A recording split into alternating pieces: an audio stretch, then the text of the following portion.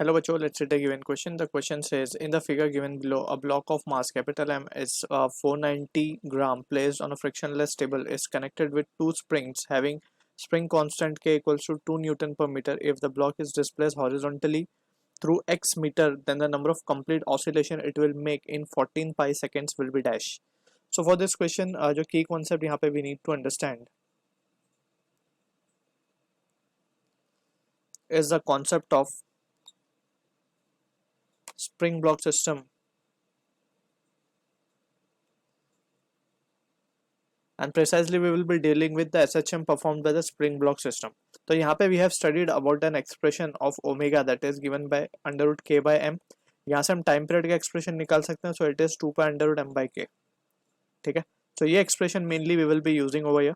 अब यहाँ पे इस एक्सप्रेशन को थोड़ा सा मॉडिफाई करके हम लिख सकते हैं कि एक ऑसिलेशन करने में कितना टाइम लग रहा है, तो we can write it as to be k equivalent. अब यहाँ पे कॉम्बिनेशन ऑफ स्प्रिंग गिवन है, इसीलिए हम यहाँ पे के इक्वलेंट लिख रहे हैं. एंड सिंस यहाँ पे हम देख सकते हैं कि ये स्प्रिंग और ये स्प्रिंग, अगर हम इस ब्लॉक को लेट से टुवर्ड्स राइट डिस्प्लेस कर रहे हैं एक्स, तो राइट साइड वाली स्प्रिंग एक्स कंप्रेस हो जाएगी और जो लेफ्ट साइड वाली स्प्रिंग है वो एक्स एलोंगेट हो जाएगी, राइट. सो इसमें बेसिकली हम देख सकते हैं कि जो एक्सटेंशन है या फिर एलोंगेशन है या कंप्रेशन है वो सेम है दोनों स्प्रिंग के अंदर. So in that sense we can हम बोल सकते हैं कि ये दोनों स्प्रिंग पैरेलल में कनेक्टेड होगी, और पैरेलल में कनेक्टेड के लिए वी कैन कैलकुलेट द के equivalent just simply adding it up k1 plus k2.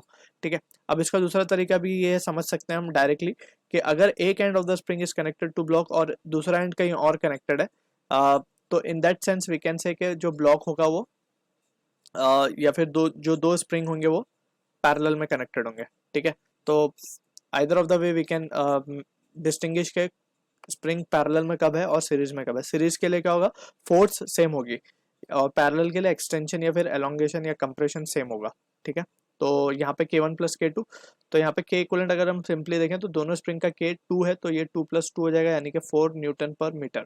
ठीक है, तो k ही मिल गया हमें, मास भी हमें गिवन है, तो यहाँ पे हम निकाल सकते हैं 2 पाई अंडर रूट ऑफ 0.49 ग्राम हो जाएगा, 0.49 ग्राम और डिवाइडेड बाय 4, राइट. इसको जब हम सिंप्लीफाई करेंगे तो 0.49 का रूट बन के आएगा 0.7 और 4 का बन के आएगा 2 कैंसिल, तो 0.7 पाई.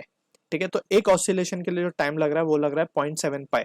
ठीक है, तो बाय यूनिटरी मेथड हम देख सकते हैं for one oscillation time period is 0.7 पाई, तो एन ऑसिलेशन के लिए 14 पाई, यानी कि 14 पाई में कितने ऑसिलेशन होंगे हमें वो पता करना है, राइट. 14 पाई सेकंड में कितने ऑसिलेशन होंगे, तो एन ऑसिलेशन हम मान लेते हैं 14 पाई सेकंड में होंगे. तो जैसे हम इनको क्रॉस मल्टीप्लाई कर लेंगे तो एन की वैल्यू हमारे पास क्या आ जाएगी, 14 पाई डिवाइड बाय 0.7 पाई, तो पाई से पाई भी कैंसिल हो जाएगा यहाँ पे, और जो फाइनल रिजल्ट आएगा हमारे पास वो आ जाएगा 20, तो यानी कि 20 ऑसिलेशन हो रहे होंगे 14 पाई सेकंड में. So this is the answer for the question. I hope you understood the solution. All the best.